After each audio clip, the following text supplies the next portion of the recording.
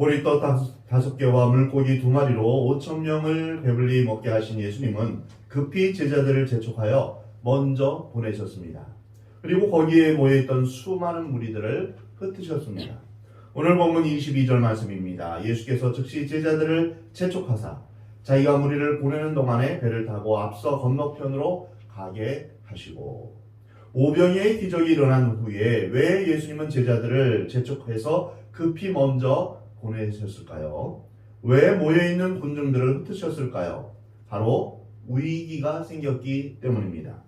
예수님을 핍박하고 죽이려는 세력이 나타난 것이 아니라 오병이어로 배불리 먹은 그 군중들이 예수님을 임금으로 삼으려는 그러한 위기가 발생한 것입니다. 요한복음 6장에 이 사실이 자세히 기록되어 있습니다.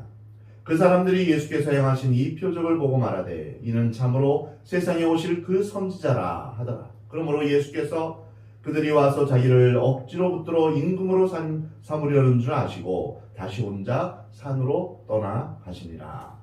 예수님을 그들의 정치적인 메시아로 세상 임금으로 삼겠다는 혁명적인 분위기가 무리들 가운데서 일어난 것입니다. 군중들은 지금처럼 먹기 살기 어려운 그런 시대에 보리떡 5개와 물고기 2마리로 5천 명을 배불리 먹일 수 있는 이 분을 우리의 왕으로 삼는다면 분명한 변화가 있을 것이다, 이렇게 생각했습니다.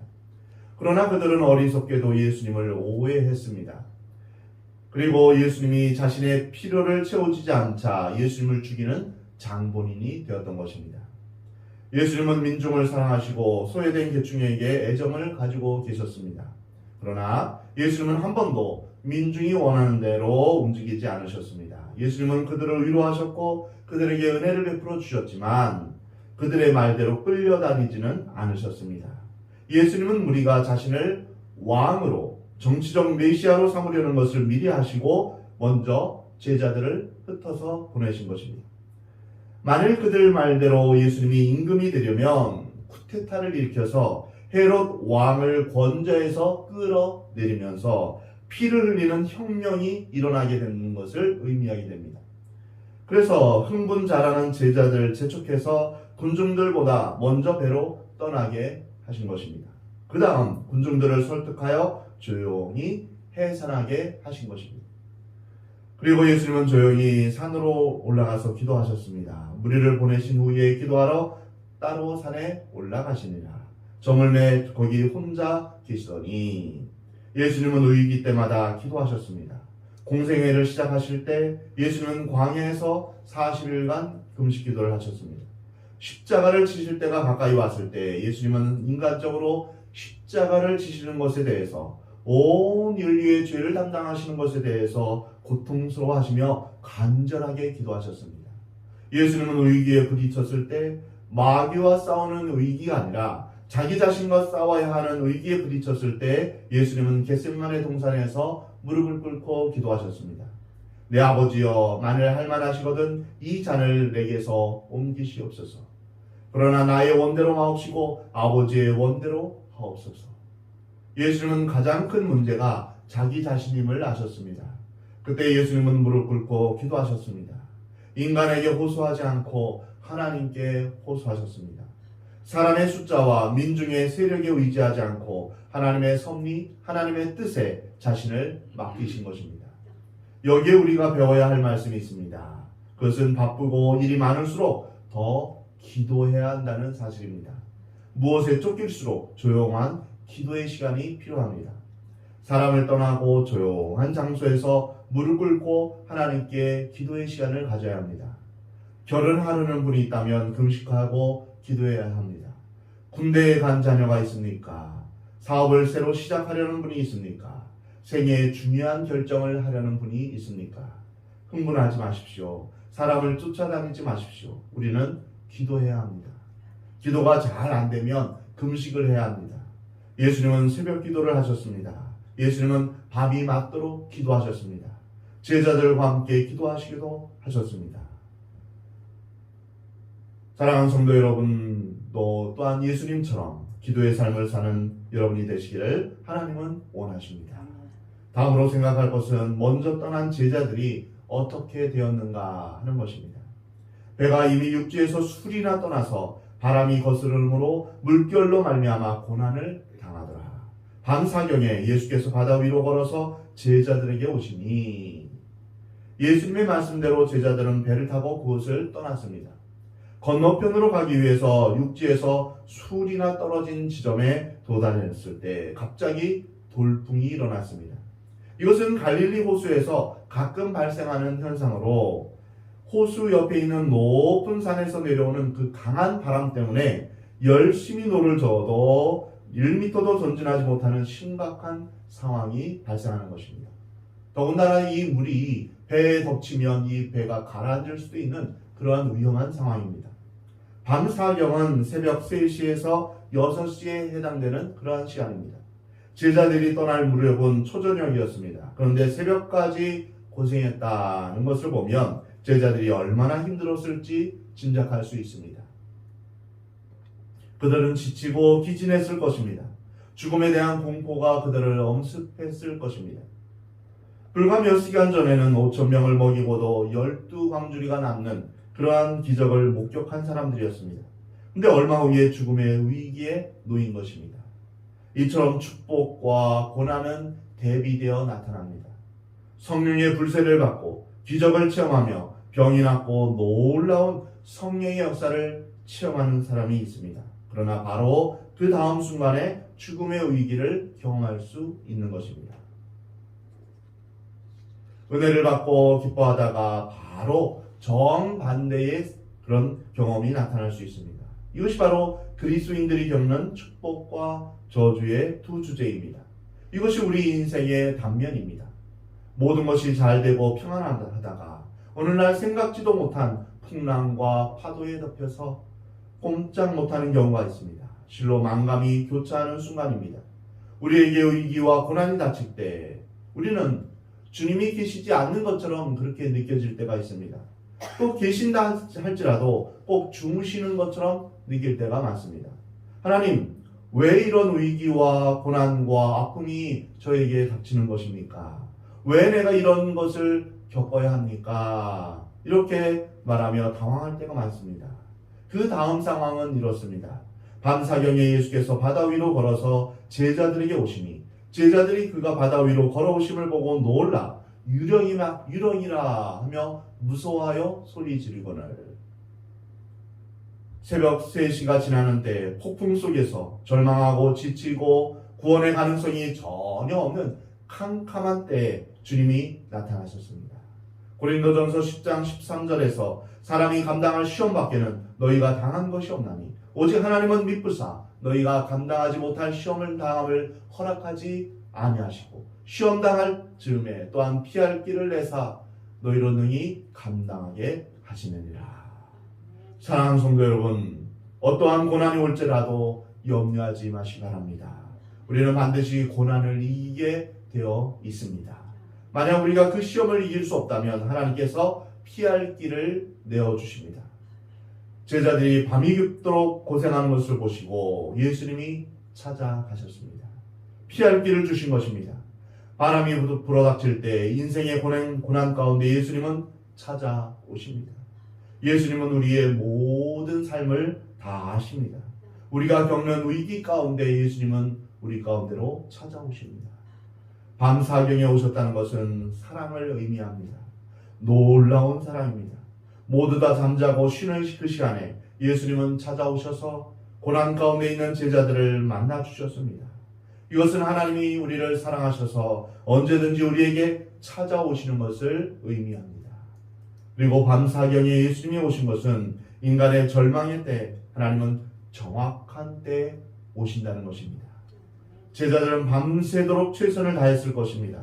그 상황이 얼마나 답답했을 것입니까? 그들 중 대다수는 어부인지라 배를 잘 다루었습니다. 그러나 이제는 더 이상 버틸 힘이 없었습니다. 인간의 한계에 다다른 것입니다. 여기서 우리는 겸손을 배우게 됩니다.